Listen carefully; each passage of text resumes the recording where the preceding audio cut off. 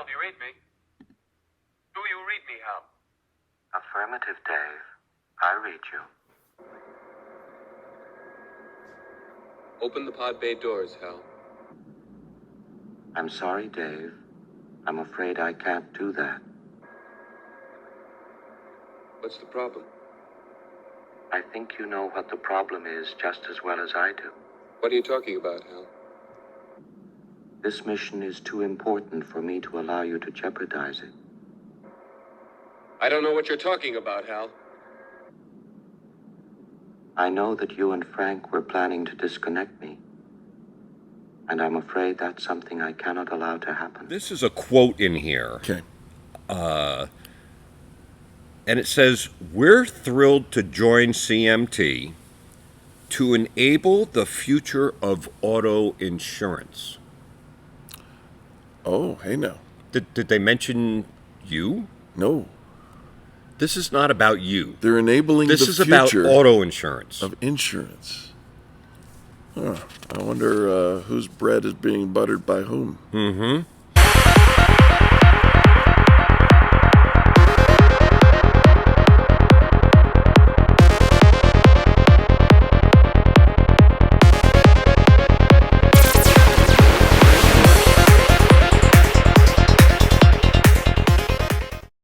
Hello, everybody, and welcome back to the airing of Grievances. I'm Eric Reamer. This is Robert Grieve. Very happy Saturday to you. We are excited that you're here for this first time you've ever been here to the channel. Welcome. If you like what you see, do us a favor. Give us a big thumbs up, and we really appreciate that. And if you are an old-timer here, or as we like to just say, a friend, then thanks again for being here. We appreciate that. And don't forget, if you haven't yet, click the subscribe button and the notify bell. That helps YouTube know that you're interested in this content and shares it with more folks out there. Robert Grieve, happy day to you. Happy Saturday. Happy Saturday. Thank you to all the viewers that are on right now. We appreciate you. We really do. We got some regulars, and God, I love chatting with you. Absolutely. And we do chat with you every Saturday morning at 9:30 in the Mountain Time Zone here. We kind of watch the videos as well, so you can join us in that premiere. And otherwise, if you want to put your comments below in the comment section, we're happy to respond to those. And we're pretty good about responding to most of them. I might be slow typing, but we get there. That's right. All right. Hey, did you notice in the intro to the video how the computer is being a little resistant? Open the bay doors, Hal. I'm sorry, Dave. We both know I can't do that. And I'll tell you, today, that was Hal of, 1968, right? Yeah, 1968. AI, artificial intelligence, and machine learning. Yes. Because, he learns as he gets more input. Absolutely. And by the way, for those of you who are interested, that's in a movie called 2001, A Space Odyssey. I'll put the link below so you can go find that movie and check it out on wherever platform it's streaming it now. Today we know Hal is Siri. Yes. Or Hey Google, one way or the other. Yeah. Sorry for all those people who that just activated your machines. That was the precursor to what we now know as Siri. So I've been doing a bunch of research on the future of the industry, what it means to you, the guest, and to us, the collision repair, and to the insurance, and because we all got to play together. If unfortunately an accident were to happen. Yeah. So and the future is got so much going on, and a lot of people are focused on what's happening today and the stuff that we have to deal with today. Yeah. You have no idea what's coming down the pike. We're going to talk about a little bit of it, but from the consumer standpoint, right, and what matters to the consumer. And I think that's the most important thing here is that we are providing these videos so that the consumer gets a behind-the-curtains kind of view to what happens here in the industry and how it really does affect you. I mean, nobody wants to talk about getting in a wreck, but it does happen, and when it does happen, an informed consumer is an educated consumer, and that's going to be good for you all the time, always, no matter what. So I've been trying to educate myself and attending lots of webinars and so on and so forth on future industry topics that actually are here today. Okay. They're in the background. Maybe they're getting used. Maybe we don't. We don't get to know everything. But I'm knowing quite a bit, and it'll only be a few weeks before I'm heading off to the SCRS CIC meetings, likely to discuss things such as AI, ML, FNOL, IoT, EVs, GTD, and other, really compelling subjects. WTH, did you just say IDK LOL JK? What? What did you just say? And by the way, that my WTH was what the heck. Yeah. Clean it up, folks. So we want to talk about a little technology that is available. Last week we talked about first notice of loss. Yes. And in that, I think I made mention that it's not here yet for insurers. And I learned this week that I may have misspoke. You stand corrected? Yep. And I want to point you to an article in Repairer Driven News, which is the best place to get daily information on what's happening in the collision and automobile space and stuff that you need to know about. This one is in particular interest to just regular everyday people. Okay. And again, John is the editor here. Yeah. And he writes, farmers on Wednesday announced it would be sometime mid-March, and they'll have upgraded its discount-providing telematics app, Signal, to carry crash assistance feature. Oh. So upon detecting a possible crash based on your phone's sensor data, the smartphones are smarter than what we think they are. Oh, that's true.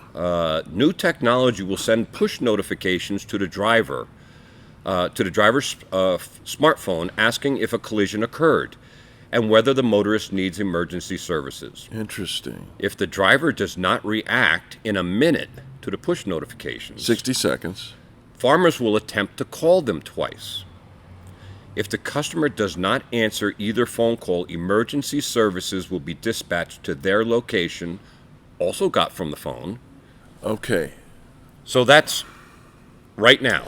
And that has got nothing to do with the car or the information that's stored in the car. It's an app that you accept, you willingly install on your phone.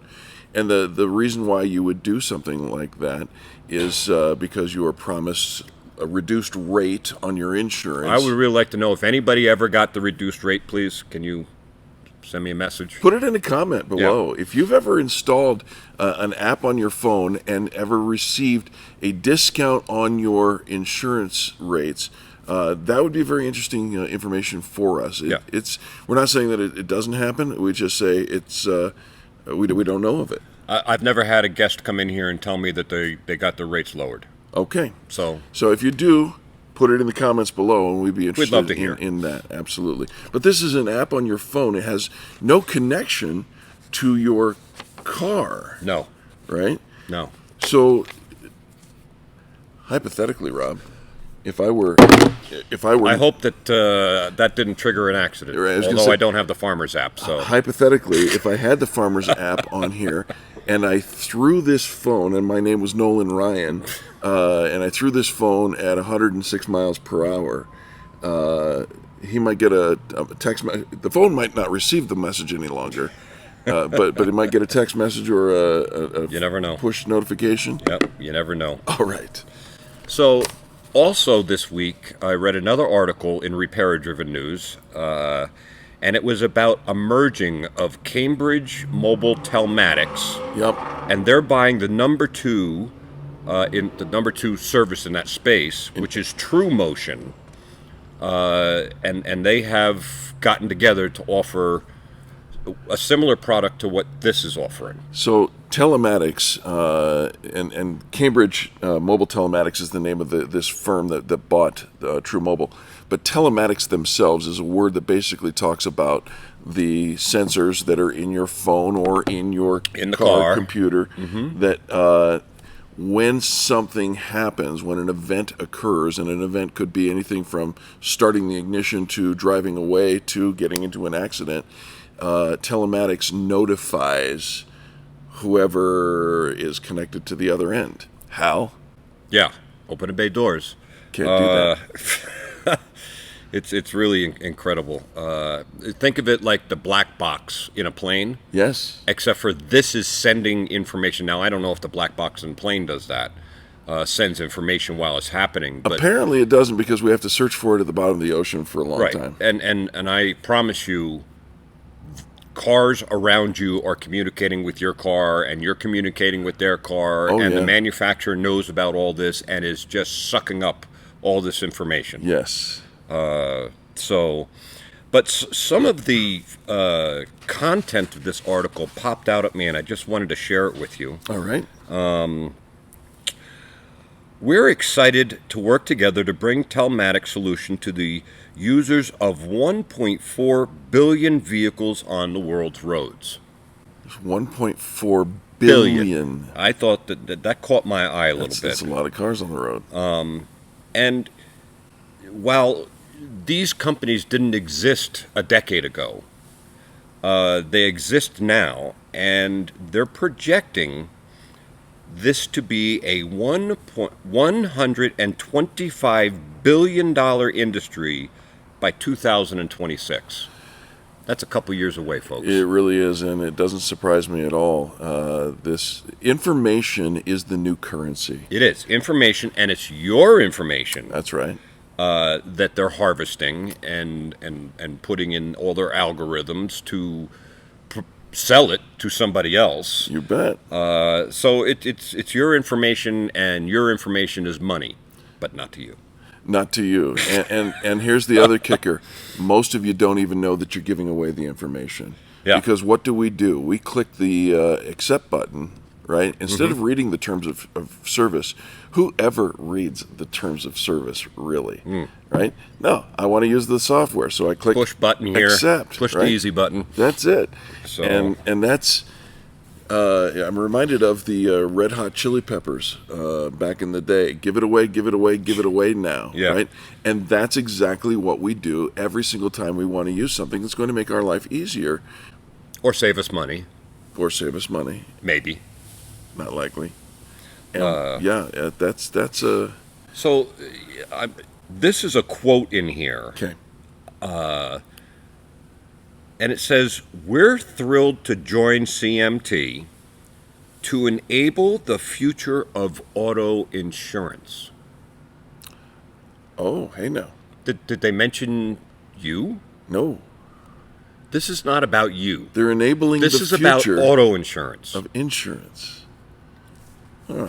I wonder whose bread is being buttered by whom. Mm-hmm. So the technology has ramifications for collision repairers, that'd be me, Yeah. and auto insurers. Excuse me. Collision repairers and auto insurance, comma. It doesn't say anything about the guest. Nope. Doesn't say anything about the vehicle owner. No. This is about collision repairers and auto insurers, and really it's more about auto insurers than collision repairers. But it doesn't work without your agreement. Yep. Telematics services like these two firms can be used by insurers to improve driver behavior, identify the lowest risk drivers, and court them with reduced premiums and diminish the carrier's overall frequency. So frequency is how often do accidents happen. So Yes. through these apps, they're trying to, maneuver you into maybe being a better driver. Okay. Can we make the assumption that if we do not become a better driver, then they will maneuver us into a penalty box of some sort? I think that's a reasonable, or your end rates result. aren't going to be as, There's the penalty yeah, box. Yep, Your rates will be higher. Yep. Okay. And they also want to use this to direct you to, keep in mind, we're talking about insurers now, so they're going to use this information to direct you to one of their authorized repair places. You're using a very nice word, direct. Yes, yeah. Because the word steering comes under a definition of illegal activity. and they can do this using your phone. So, today the technology exists in the cars, and if you have OnStar or whatever the manufacturer's internet capability is, and radio, commercial-free radio, and all the rest of that, if you get into an accident, they are going to be sending the emergency stuff, and they're going to stay on the phone with you, and they're going to make sure you're all taken care of. And an OEM they're going to know if your airbags are deployed or if the car is drivable. They'll know if it's able to steer or not, or start, or all the rest of that. For those of you who are not familiar, OEM stands for Original Equipment Manufacturer. It's the maker of your car. Maker of your car. And they may direct you to one of their certified places. Sure. That is trained and has the correct equipment and so on and so forth to repair your car the way the factory wants it repaired. So you depending on what service you're using, you may get two options. You may get one to say, hey, take it to our authorized body shop. Yep. So that they can control the process. Yep. Or you may get an offer to take it to one of our certified shops that happens to know your vehicle and has the right tools to fix it, and generally should not be taking shortcuts on the vehicle the way possibly the other player may. There's a significant difference there, and I want to make sure that you understand that, so I'm going to put a link to the video that we just did last week, I should say, and you can take a look at that to see what we're talking about and why it makes a difference to you. It actually goes on further to talk about that. Telematics also allows insurers the opportunity to detect a crash, dispatch emergency service if necessary, and start assisting the customer with the claims immediately. You just had an accident. Do you want to start with the whole claims process? Stand by. This could foster referrals for DRP shops and compete with the automakers' plans to do the same thing but promote certified shops. So there's a... So DRP is it stands for Direct Repair Program. Yep. And it is solely associated with the insurance. It's body shops that have made a partnership with the insurance that basically says, you insurer, send us, I think you used the word direct, Yep. Us more people to come through our doors, and we won't argue the fact that you're trying to cut corners and use aftermarket or inexpensive used parts. Okay. Yep. Let's see, what else does it say? Here's something interesting I just learned in this. GM, for example, recently used phone telematics to expand OnStar's protective capabilities to people who are not even in their vehicle. So the manufacturer of the vehicle is also offering that service if you're not in the vehicle. There's an app for that. There. So okay, gotcha. that was an interesting little tidbit. Yeah. So, and here's some of the information somebody's going to get. We really don't know who. We know that this app is going to collect this information. Yeah. We assume that they're going to direct it to the insurance company. But I'm wondering if you're able to read, like, the description of what they might get. Absolutely. Let's take a look here. Because my eyes, even with the glasses, aren't that great. Says this is a crash description result from an event. Hypothetical event. The driver was traveling at 49 kilometers an hour at 15:35. That's a military time on this particular date. At 15:35:28, that's 2/100ths of a second later, a collision occurred on the left side of the vehicle while the vehicle was traveling at 47 kilometers per hour. The collision event ended at 15:35:30, that is 2/100ths of a second later, when the vehicle reached a speed of 28 kilometers per hour. The vehicle was yawing during the crash. The driver did not continue on their trip after the crash event. With a severity of 74, so that's an arbitrary score, but a severity of 74, which is very severe hit location on the left side. Yeah. Even the weather data. Yep, the weather data. At that moment in time. At that moment in time, the humidity was 57%, so it wasn't here in Colorado. That's for sure. Pressure, wind, day or night, sun facing, solar position, cloudy. Who needs police to investigate anymore? Yep. Or anything else, people to come out and assist when you have all this information. Yeah. Now, the question for me, which is not clear in this article, is do you get this information or does it get sent to somebody and you don't know it was sent to somebody? I don't have a definitive answer, but I've got a pretty good guesstimate that it's going to get sent to somebody else with or without your knowledge. Right. And so if your story doesn't match this story, that could cause a little problem in the claims processing side of things. Mm-hmm. Because it also has, other things like speed info, crash info. Here's another one. Under the crash info, it says how, the crash duration, number of impacts, evasive maneuver. Oh. This one says no reaction. Now, that's an important piece. Yeah. Because let's just say you're not going to deal with your insurance company and you think it was the other person's fault. You're going to try to go through their policy. And they happen to get this information that says you did not take any evasive maneuvers. Well, then you may be partly the cause for this thing. So we're either not going to pay it, you need to go through your own coverage, or we're going to find you, let's call it 30% at fault. At fault? Yeah, because you did not take any evasive maneuvers. So this is all really important stuff for you, the consumer, to know. When you sign up for these apps, I don't know how much they're giving you and how much they're giving somebody else it's good or, I don't know. But it's here right now. There it is right there. It's here. It's here right now. There's one other thing here that caught my eye, and it's talking about the telematics, and it's, understanding, its version of what happened, because it's a smartphone, and it was there also. It's a witness, actually, probably.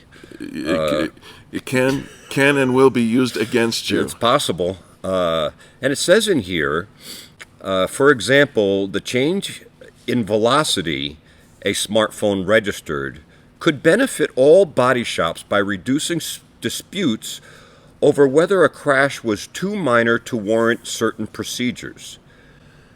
Now, what I just read there is, first off, I don't know about the all body shops part. Right. But it's saying maybe if it was a light tap, then maybe you don't need a pre and post scan. Or maybe you don't need some other procedure that the manufacturer says you need in the event of a collision. It never really defines how bad a collision is. It says if the vehicle's been in a collision, do these things. Right. This is offering my smartphone says I wasn't going that fast, so we don't need those things. So I imagine there's going to be a little bit of a riff here as well. And please keep in mind that these apps that we're discussing are designed, and clearly the intent is made to be an ally to the insurance industry. Yep. And the insurance industry, every single time, is going to try to save money and cut corners so that they, a penny saved is a penny earned. We've had this conversation many, many times on this channel. Open the doors, Hal. I'm sorry, Dave, I can't do that. Yeah. Goodness. Well, it sounds very alarmist, but at the same time, there's no stopping. We can't put the toothpaste back in the tube. Nope, this is happening, and it is a big business, as we discussed. What is it, $124 billion in a couple of years? In just a couple of years, and that's just the tip of the iceberg. We know, right? So the takeaway here, Rob, give us, drive it home for us. What should we walk away from this conversation thinking? The most important thing is be an educated consumer. Yeah. And these things are going to be available to you. They're probably going to be free of charge because they're collecting your data and using it and making money on it. You bet. And you may be all fine with that because there's some sort of benefit. Maybe they're going to reduce your rates. I'm waiting to hear if that actually happens or doesn't happen. Put it in the comments below. But most important to them is they want to gauge what kind of an insured you are, what your driving habits are. I think they call them behaviors. Yeah, this doesn't just work in a crash. It works all the time. Yeah, you know, So if you're hitting the brakes or, going, 90 miles an hour, and we know that there's no place in America that you're allowed to go 90 miles an hour. Not anymore. Thanks a lot, Montana. So, it knows these things, and it knows where you are on the map, and it knows what the speed limit is there, and so they'll know if you're speeding. And Yeah. Do you want to give all that information to somebody? Well, you talked about that, and the word that the literature said was they want to monitor your behaviors as a driver, right? And who else is interested in our behaviors? Our parents. Our parents are always interested in our behaviors. Yes, because if you have this farmer's app, you can sign up anybody that's on the policy to have that so that they can get their information also, which will affect your rates. It may not be Big Brother that we're worried about. It may be Big Mom and Dad. This is coming, and actually it's here now. It is. And just make an informed decision of whether you want to give all that information and how helpful you really think that is. I would suggest signing up if you have the ability to sign up to the manufacturer's app. Yes. I always would go with the manufacturer. I believe that they're pretty pure in their motives, and they're looking out for you. Yeah. It's going to cost a little money to do that, but I think it's a much better bet for you. I would agree. And there's a lot of people who make a claim with their insurance company and then find out that it costs them actually multiple thousands of dollars, sometimes tens of thousands of dollars on the repair because the insurer won't pay. And, so save a little here, spend a lot there, right? It happens quite often. It really does. Well, Rob, thank you for bringing this, and for those of us who are just not old enough to remember HAL 9000 from the 2001 Space Odyssey movie, we appreciate you, and we appreciate you. Look, you got a Space Force mug. That's it, Space Force. All right. Thanks so much, guys, for watching. We appreciate you. Happy Saturday to you.